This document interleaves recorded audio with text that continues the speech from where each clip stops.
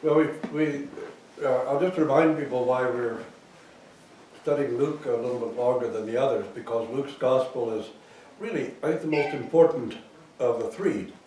John's gospel is completely different, but Matthew, Mark, and Luke are similar. And but Luke is the most complete. And also remember that Luke did a lot of research, questioned, and talked to people before he wrote the gospel to find out the whole story. And so it's important to us. And also Luke was the most educated. And so he wrote in a more complete and educated way in it. Today we're talking about the 6th chapter of Matthew. And it's important for two reasons. One of them is the way he discusses the Sabbath. And the other one is because it's there that we get the sermon, the so-called Sermon on the Mount.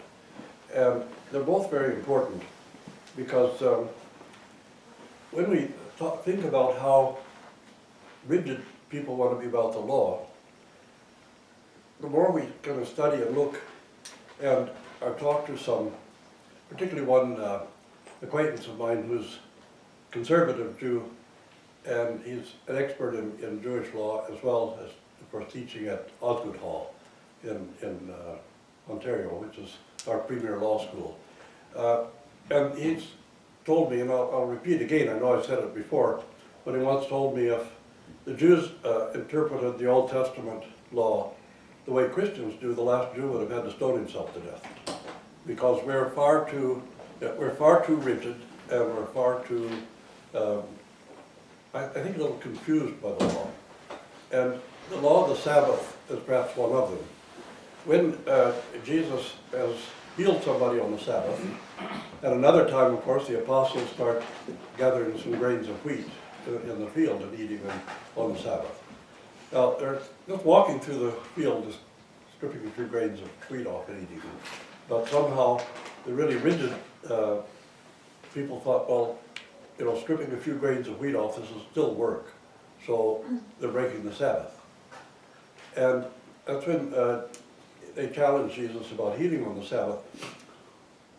But he said, don't you remember what David, the king, did when he and his companions were hungry, and they went into the temple and actually took the showbread, the bread of the presence, which only the priest were supposed to eat.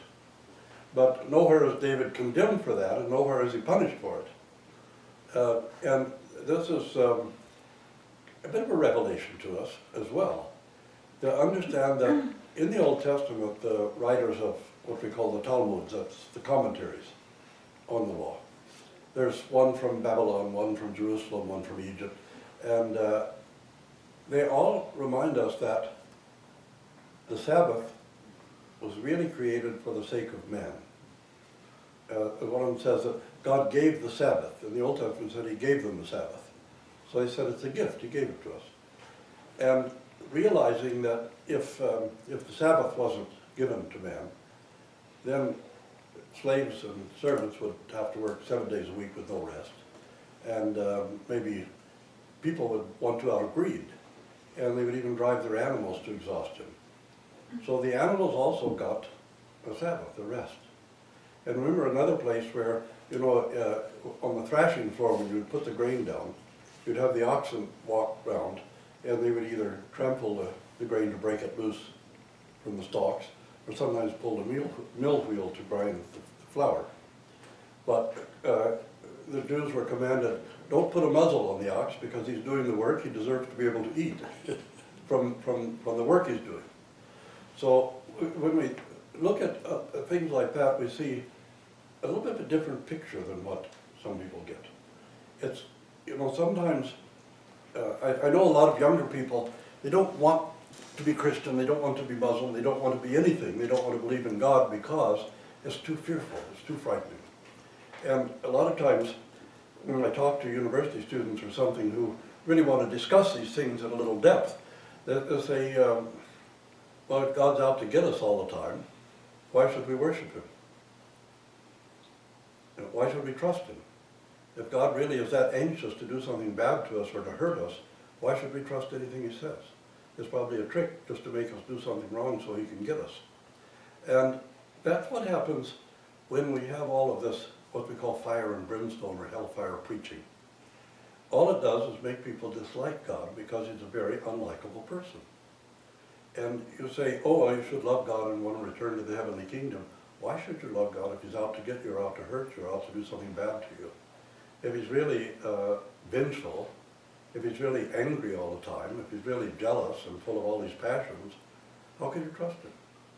And why would you want to live in the same house with him? You know, it just makes him a supremely abusive father. And in the West, they saw this so completely that when they created the doctrine of atonement, where God had to have his own son tortured and sacrificed, tortured and killed before he could forgive us, that's child abuse in the worst possible kind.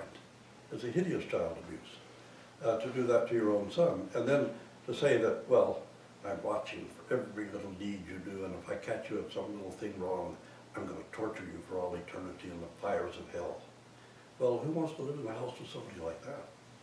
You know, that's part of our issue, and that's part of what drives modern atheism, because people don't pay attention to Jesus Christ, and they don't listen to what Christ said.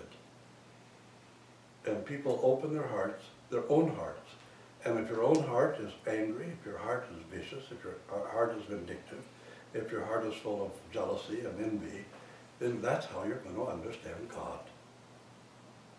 That's why we're trying to transform our hearts through the grace of the Holy Spirit and to bring our hearts into accord with the gospel of Jesus Christ. If we are supposed to receive a peace that passes all understanding in our hearts, how can we have that peace if our hearts are agitated by the way we judge other people or the bad things we want to say about other people or how we want to hurt or harm other people? There's no peace that passes all understanding. If God is out to get us for any little sin that we commit or any accidentally bad thing that we do, how can we have peace enough, the peace that passes all understanding, when we've got to worry about what God's going to do to us or how he's, you know, they even used to have this mythology that there were two angels that followed everybody. One was a demon and one was the good angel, and they both took notes. And the good angel would write down every good thing you did and all your repentance and all that. And the bad angel would write down all the evidence against you. And then when you die, they were going to be the defense and prosecuting attorney at a trial. You know, people were seeing this as if it was, you know, going to the Court of Queen's Bench or something, and you had to have a barrister and solicitor go, or a barrister go with you. And and maybe in a primitive society where people were totally uneducated, things like that might have caught their attention. But now younger people, even people my age, just laugh at things like that when you're a kid. You say, oh, that's the goofiest thing I ever heard. And if God knows everything, why does he need an angel running along behind us to take notes? You know? So we get all of these ideas that are mythologies made up by folk religion or simple folk, or somebody who's trying to teach simple folk with little tales, with like fairy tales or Aesop's. I don't know if you know what Aesop's fables are, but the Greek fables that they used to have. And the little stories that, they had a moral point to them, but if you look at the story, sometimes it was a little silly. But nevertheless, it had a really powerful moral point. And sometimes people use those things, and then ordinary people started to think those were actual teachings of the church, that they were actual doctrines of the church. And the thing when Christ is talking about the Sabbath and how, okay, the Sabbath was broken a few times, if you look at the strict rule of it. But in Serbia, we have the story that a man went out to work on Sunday, and because he was breaking the Sabbath and working on Sunday, his youngest son fell down a well and drowned. And his wife, when she discovered it, she was so distraught that she took a knife and killed herself. And when she fell over, she knocked the lamp over and burned the house down. And all this because he went out and worked on Sunday in the field. But, you know, those of us who are raised on farms, of course, know that it doesn't matter what day it is. If you get sunshine, you have to turn the hay. If you don't, it's going to rot and you'll lose the whole crop.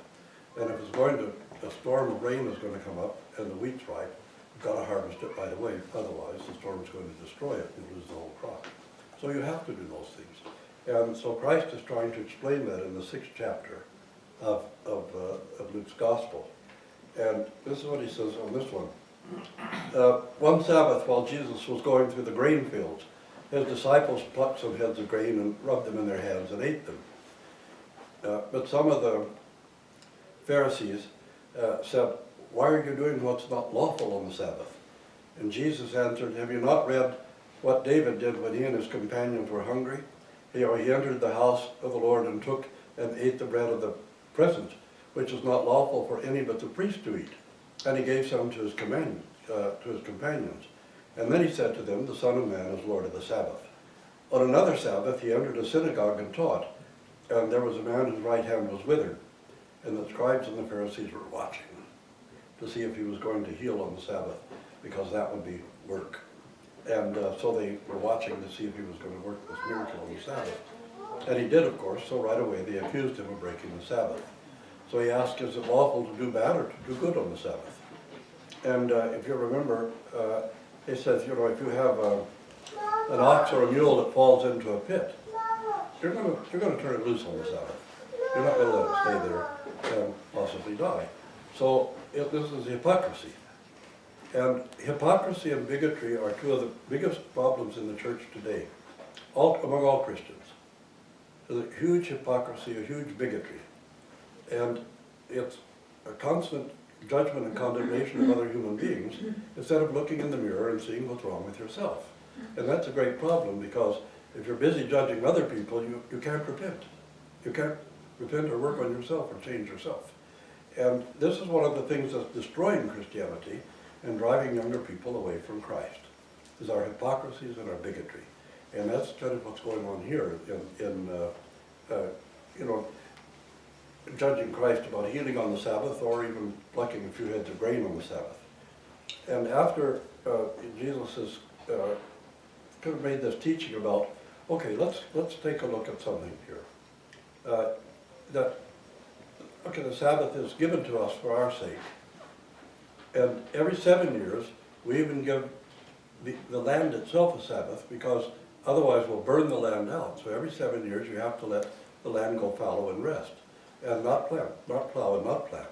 Otherwise, you just drain the soil. And when we were in Saskatchewan, still on the farms, we had part of the field that was we called summer fallow. It was the land that was resting. And we would rotate which land was going to rest, so that it could restore itself and sort of let native plants grow in and build the soil back up. The other thing, though, in this one, where Christ is teaching, and what we always call the Sermon on the Mount, it didn't give both of these sermons actually on the mountain. One place he gave them in a plain near the sea. But when we see this, blessed are the poor, for yours is the kingdom of God. Blessed are you who hunger and thirst, for you'll be filled. Blessed are you who weep now, because you'll rejoice. Blessed are you when people hate you, and when they exclude you and revile you and defame you on account of the Son of Man. Rejoice in that day and leap for joy, for surely your reward is great in the heavens. And that is what their ancestors, so that's what they did to the prophets very often. They reviled them, they often hated them, they tried to kill them. Remember Jeremiah, when he was prophesying, and the king, in a way, wanted to listen to him, but there were people on the other side who didn't. And Jeremiah was actually giving a warning that would have saved the city and saved the country. And they didn't listen to him. In one place, they threw him in a pit. Another time, they hanged him up in a cage in public, in the sun. And another time, they just beat him and threw him in prison. And they did all of this because he was telling them the truth. He was prophesying to them and telling them what was proper to be done. And because they didn't listen to him, they ended up destroying the city and then carrying so many of the people away to Babylon. And even killed the king. I believe they killed the king's son in front of him, and then, of course, blinded the king and made him a slave.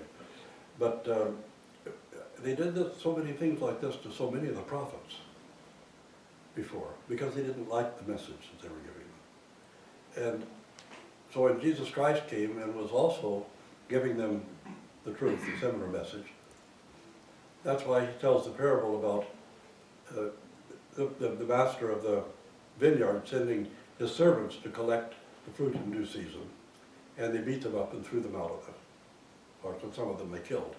And then, at last, the owner sent his own son, and they killed him as well. He was, of course, talking about himself and about the holy prophets. And this is what happens so often in the church, but also in civil politics and civil society. The person who tells the truth is very often persecuted or destroyed. And you see this time and time again in history. That I just been reading a book called Line in the Sand about how the French and the British divided up the Middle East. It caused all of today's problems, only they did this in 1915, 16, and 17, just on the eve of the war. And then following the First World War, they were both greedy because the British knew there was oil there and the French wanted to rule what became Syria, that area of Syria. And so they lied to the Arabs and then they lied to each other. And even during the war, they were trying to lie to each other, deceive each other, and plan who was going to get what in the Middle East. But it didn't belong to them anyway. It belonged to somebody else. And among the people who were trying to explain and tell them the truth and tell them what a catastrophe they were causing was a man named Lawrence of Arabia, that some of you may have heard of. Lawrence was a British soldier who helped the Arabs fight against the Turkish Empire. And afterwards, he kept warning them, don't lie to the Arabs, tell them the truth and keep your promises. Otherwise, you'll have a real catastrophe. And they wouldn't listen, of course. Finally, Lawrence was actually assassinated by the British government because he was going to publish his memoirs and expose all the lies and frauds that they were doing and predict what kind of catastrophe and trouble that was going to come down the line. So they just killed him instead of listening to him in the end. But we find this time and time again. One thing that people are intolerant of is the truth if it contradicts their philosophy or if it contradicts their ideology. And too much of Christianity is ideology, it's not faith. We start believing something that was taught 1,000 years ago. I don't mean the basic doctrines of the church, I mean these ideas and teachings that are sometimes born of superstitions. And if somebody tells them that these things are false, they get angry. And so that this is one of the problems that we face, and it's part of our hypocrisy in the church. So Christ is talking about, in the Beatitudes, we sing a different version of them, the ones from the other gospel. But anyway, as he says, if they revile you and hate you and cast you out, because they did the same to the prophets. And he says, love your enemies, do good to those who hate you. Bless those who curse you and pray for those who abuse you. If anyone strikes you on the cheek, offer the other cheek also. If anyone takes away your coat, don't withhold even your shirt. Give to everyone who begs from you, and if anyone takes away your goods, do not ask for them again. Do to others as you would have them do unto you. If you love those who love you, what credit is that? Even the worst of people love those who love them. But if you love those who consider themselves to be your enemies, then you've made a great accomplishment. And some of these things are very hard to think about actually doing. But think about think about the principle of what's being said. You know, if somebody's our enemy and they do something to us, we can burn our soul to a crisp by thinking about how to get revenge on them. We can occupy so much time and so much energy thinking about how to get revenge that, you know, in Serbia, probably in some of the other countries too, but people would try for 1,000 years, one generation after another, would be trying to get revenge on that tribe or that family or that clan who did something 1,000 years ago. And they don't forget it, they remember it. And it burns inside them for all that time. How do we get revenge? How do we get even with them? And that's one of the sad, tragic things about we human beings. We so often think about how do we get even with somebody, or how do we get revenge on them? How do we trick them, or how do we find some way to judge them? Oh, look, they're breaking the Sabbath, or something. And this is something that robs us of the peace that passes all understanding. You cannot have that peace inside your heart if you're always thinking about how to get even, how to get revenge, I demand my rights. Just stand up for your rights. Well, sometimes standing up for your rights is a waste of your time when you can do something much more enjoyable and just go on with your life. But these are part of our human conditioning. So our Lord Jesus Christ in the 6th chapter of it is saying, look, this may be human nature, this may be the way humans work, but I've come to show you a better way. I've come to show you a higher way. And as Apostle Paul also says, though I speak with the tongues of men and of angels and don't have love, I'm like sounding brass and a clanging cymbal. That even if I give my body to be burned and I don't have love, it profits me nothing. Yet show I you a better way. And so this is what our Lord Jesus Christ has done. I'm showing you a better way. So your human nature should not be a prison. It shouldn't be manacles and handcuffs. It shouldn't be chains that bind us. Because we can, in so many ways, rise above the human nature and say, I'm still a part of the human nature, but this is what's actually possible for human beings. This is what's actually possible for the human nature. We can rise to something higher, something better. And this is what Christ is trying to do, make us true human beings. And all of his teachings are aimed at lifting us up, instead of just being animal human beings, to be true spiritual human beings. So, anyway, anybody have any questions? Yeah. Regarding the Sabbath, which nowadays we use Sunday, I'm not sure if Constantine the Great, I think, introduced Sunday as a rest day. If you can correct me if I'm wrong, but there are people that work Sundays. Yeah. So it is correct, I guess, for them to choose a different day of the week when they are off, to use that as the day of the Lord, right? Well, they need a day of rest, that's the one thing. He says, remember the Sabbath to keep it holy, because he set the Sabbath for the as a Jewish day of worship. But as far as he gave it to us as a day of rest, well, usually we demand 2 days off. No, But, you know, it's to the point, I know a lot of very observant Jews who, back when we didn't have sliced bread, you know, sliced bread's rather new. But when we baked our own bread, the Jew, and even some parts of my family who were Jewish, they would slice all the bread on Friday, so that, because they wouldn't even slice bread on the Sabbath, because that would be work. And you'd have, everything was all prepared, and usually, at least in my experience, usually we ate fairly cold food on the Sabbath because they didn't cook on the Sabbath. But wealthier Jews, especially those who live in big cities, would hire a goyim, hire a Gentile. And the Gentile would come in on Saturday and prepare the meals and clean the house and do all of this stuff. Because, it's okay for the Gentiles to do it.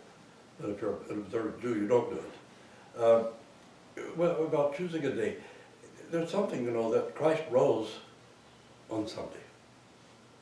He rose after the third day, early on Sunday morning. And the thing is that Apostle Paul, when he talks about he delimiteth yet another day, the 8th day. So we say in 6 days, or 6 eons or epochs, God created. On the 7th day, he rested, meaning that this was the Sabbath. And the Sabbath, this was a preparation day. And Christ fulfilled the Sabbath in the tomb and rose on the 8th, an eternal day. So there were 6 days of creation, 1 day of preparation, and 1 day of salvation, of redemption. So we live in the 8th and eternal day, the day of redemption. So but on the Slavic calendar, Sunday is the 7th day of the week. It's even numbered that way. Monday is Ponedelik on the first of the week, and Sunday is Vtornik, the 2nd day of the week. Wednesday is middle of the week. Thursday is ch6, fourth day of the week, but I mean, I'm not sure that's how it is in Russian. And Petok is on Friday, which means 5th day. So obviously, Saturday is the 6th day of the week on our calendars. So we moved to Sunday because it's the 7th day of the week on our calendar. But in any case, it was the day of resurrection. It's the first day that Christ appeared in the midst of the people. That's why they made the Christian Sabbath on the first day of the week. In, I guess the Greek calendar must be the first day of the week. But in any case, that's, it shifted naturally. For one thing, there's a new covenant with men, and a new covenant changes things. And in the new covenant, the eighth and eternal day, or Sunday, is the day of worship. So, and it's, in Greek, you know, I don't know what Sunday was called before. It was called the Lord's Day, Kyriaki. But in any case, it was probably something like sixth day or first day or something. Because in the East, we didn't have the days weren't named after pagan gods. That was the Romans who did that. But other people didn't. So that had nothing to do with it, because in the East, that wasn't the way it was.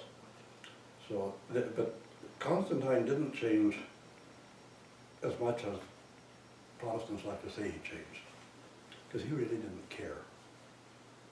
You know, all he wanted was for everybody to be united, and he wanted the Christian faith to be a source of unity in the empire. And as long as he could use it for a source of unity, he didn't care about the rest. So he didn't bother to change the stuff. I mean, Constantine didn't really sit down and say, here's what I want you to believe, or here's what I want you to do. He told the Christians, you people get together and come up with just one confession of faith, with one symbol of faith, and one way of a time of worshiping, so that there's unity. And that's, you know, now go do it. But he didn't take much of a hand in it, because he really didn't care that much. So, you know, they want to say, oh, Constantine changed this or that. He didn't change anything really. But, he called a council and says, get it sorted out and come up with one symbol of faith and one day of worship and one day for choosing Pascha. And that's what they did. So. I suppose the issue of which day is the fourth or the fifth or the sixth, it depends on when the war started. Yeah, yeah. Yeah, we do. Yeah, as if there were, you know, the angels sitting together turning off calendars and, oh, this is the first day, what are you going to make today? Did God well, I think only God on Saturday? And then the head angel answers, oh, I think oatmeal cookies today. Oh, no, I mean, we're going to create light. And of course, we can always clean up our conscience by saying, well, we can make the people working for us on the Sabbath, Yeah. but we pay them time and a half. Yeah, they have to, yeah, that's okay. Not until they had labor unions. But you know, we Christians could be the same. We could hire somebody to come in on Sunday, and I mean, if you're rich, Yeah. you know, clean the house and Making money. vacuum and do the laundry, whatever needs to, slice the bread, whatever, you know, make the gefilte fish or whatever. And but you know, we don't even think about that anymore.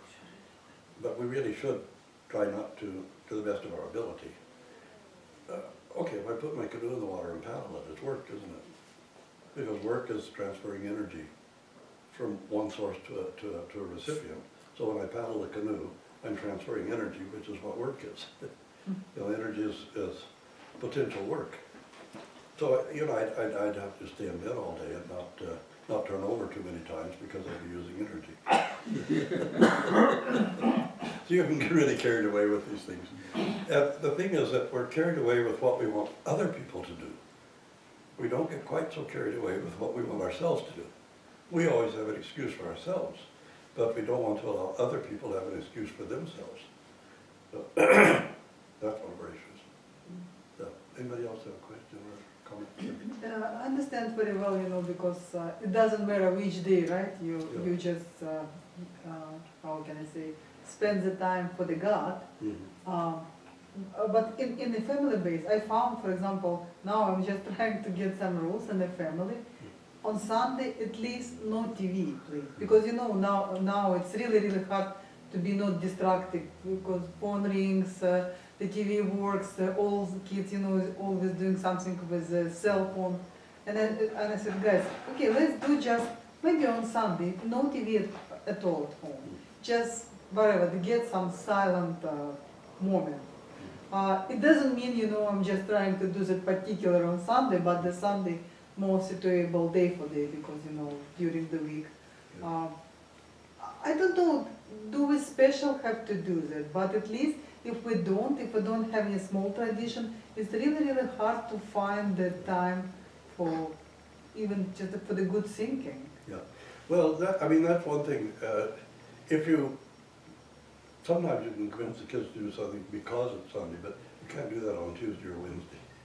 There has to be a reason, you know, Yeah. for it. Why on But it's Sunday? very hard to get people to be quiet and to think. Somehow it almost seems like people are terrified of thinking. And if it's too quiet, you have to think. So you have to keep your mind occupied all the time, so you don't have to put up with the terror of thinking.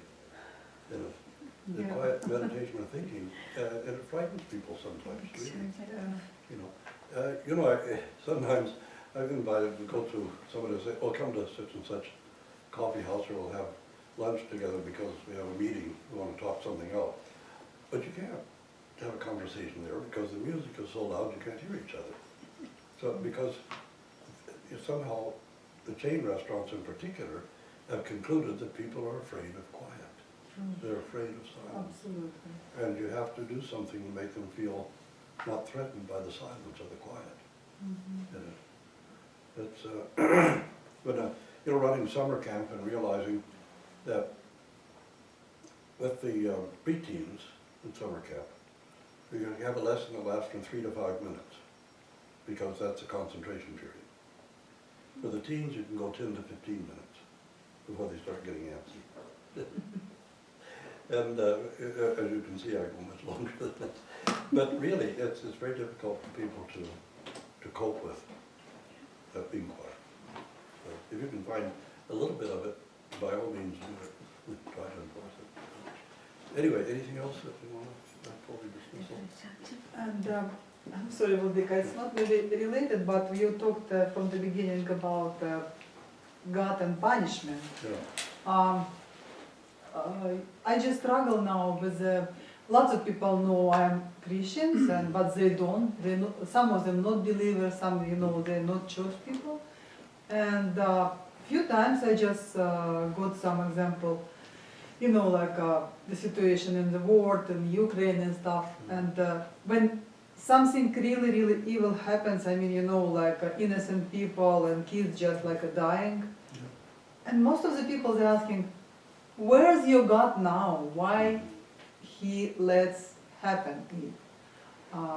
You know, for the people who are Christians, I would really say, it's not a God made it by the human, right? Yeah. And but we always have a choice. But it's really explained to the believers.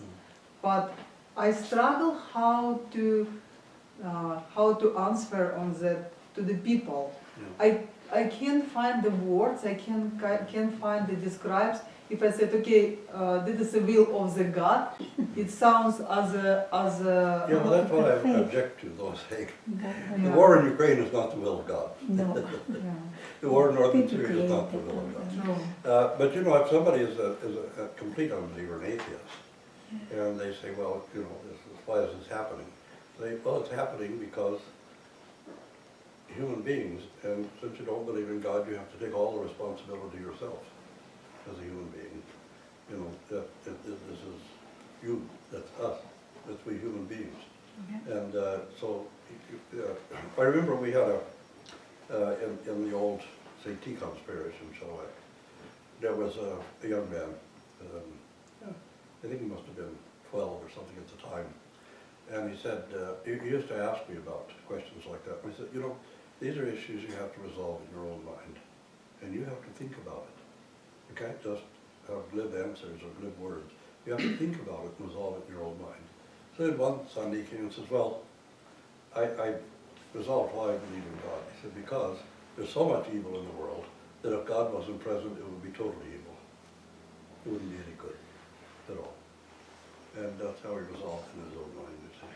But I mean, look at what Christ taught us and what we Christians do with it.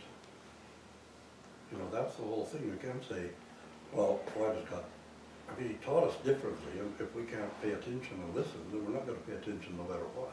We're gonna go on pursuing these things. You know, it bothers me sometimes. Of course, there are a lot of children literally starving to death in the world.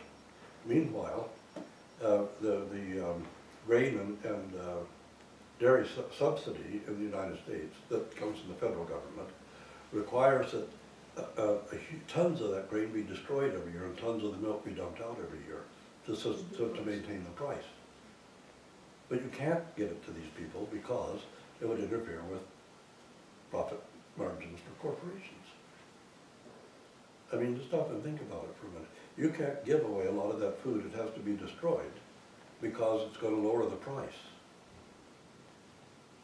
You know, and that's the tragedy. Because we're always putting profits of corporations ahead of people and profit margins ahead of people. I don't know how many of you ever read The Merchant of Venice by Shakespeare, but I played Shylock the Jew in it most because I was a natural. But I did the accent so well. In one part, you know, he finally is kind of forced to convert to Christianity. And then he says, but don't convert too many people to Christianity because the price of pork will go up. They'll be consuming more pork and the price will go up. But that's exactly what happens with these government subsidized agricultural things. And you know, the U.S. is one of the worst because they subsidize their farmers. They complain that we do, but they subsidize so much. But excess production has to be destroyed because it will lower the price if you put it on the market.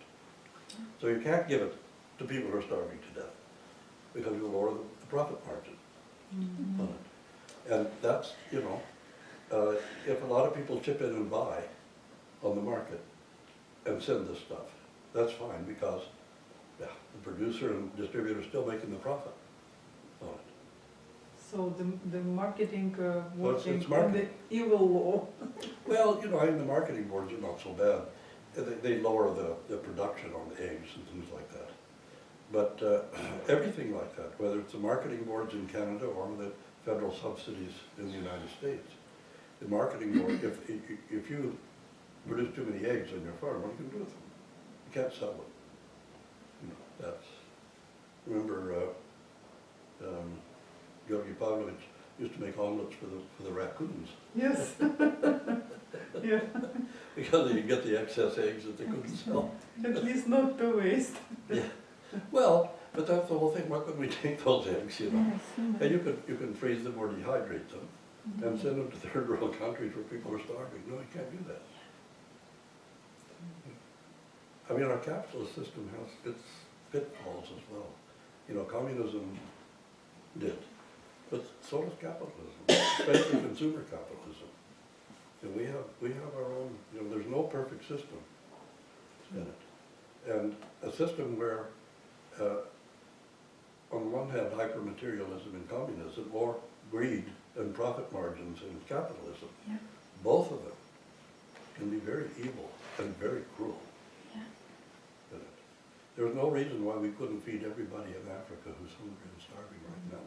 We could. You know, the Western world could do that. But we can't because it'll drive the price down of goods.